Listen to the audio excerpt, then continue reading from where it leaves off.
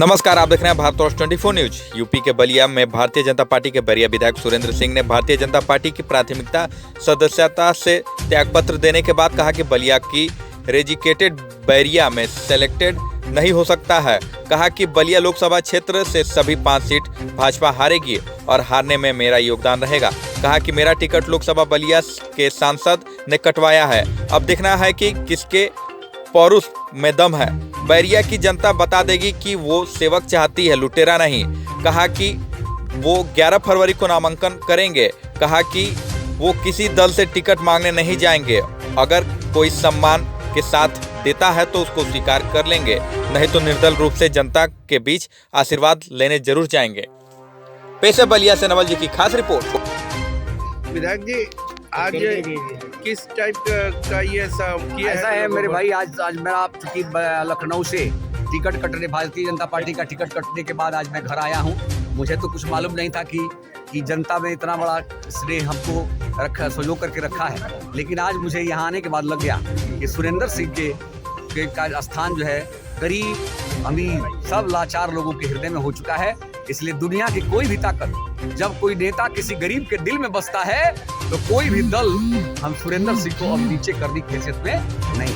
अब द्वाबा की जनता के टिकट पर मैं चुनाव लड़ूंगा, दल के टिकटों को हराऊंगा और द्वाबा के जनता के टिकट के बल पर चुनाव जीतूंगा। किसी और दल और आज मैं भारतीय जनता पार्टी के प्राथमिक सदस्यता से भी त्यागपत्र भेज दिया। ऐसे ही एक खबर आ रही कि आप नहीं, मैं कहीं भी जा करके याचना करने वाला स्वभाव का व्यक्ति नहीं।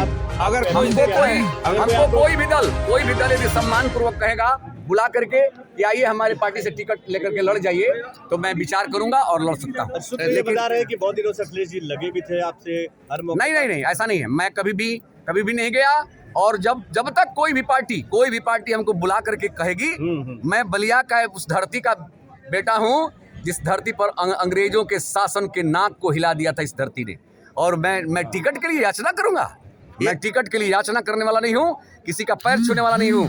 और दिखाऊंगा कि द्वाबा के सेवक का चरित्र का दम कितना होता है। सुरेंद्र सिंह की धोती और रोटी में जितनी दम है, किसी बेसिया की चुनरी में उसकी ताकत नहीं है। सब हारेंगे, सब जो है राजनीतिक दुकान खोलने वाले लोग हारेंगे और द्वाबा का चरित्र और ईमान जीतेगा। एक बार ये टिकट वितरण में साफ हो गया कि जातिवादी समीकरण पर ही सभी लोग चुनाव लड़ा रहे हैं अपने प्रत्याशी को। सब लोग यही सोच लिए हैं। अच्छाई और बुराई के आधार पर नहीं नेता का चयन हो रहा है, जाति के आधार पर चयन होता है। जाति के आधार पर चयन नेता का नहीं होता है, यति के आधार पर होता है। यति उसको कहते हैं जो अपने लिए जीवन में कुछ नहीं चाहता है।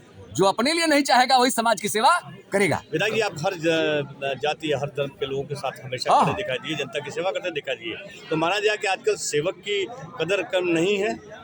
गजब, बिल्कुल नहीं है महाराज। मैं तो विश्वास कर चुका हूँ कि द्वाबा की धरती पर सेवक ही चुनाव जीतेगा, कोई जो है शोषक चुनाव जीतने वाला। कल एक सूत्र खबर से खबर आ रही थी कि आपको मऊ सदर से मुख्तार अंसारी के खिलाफ भाजपा चुनाव लड़ाने की तैयारी कर रही है। ऐसा है, वो क्या करेगी नहीं करेगी। मैं तो भाजपा से आज इस्तीफा दे दिया। जब भाजपा के शीर्ष नेतृत्व ने मेरे सेवा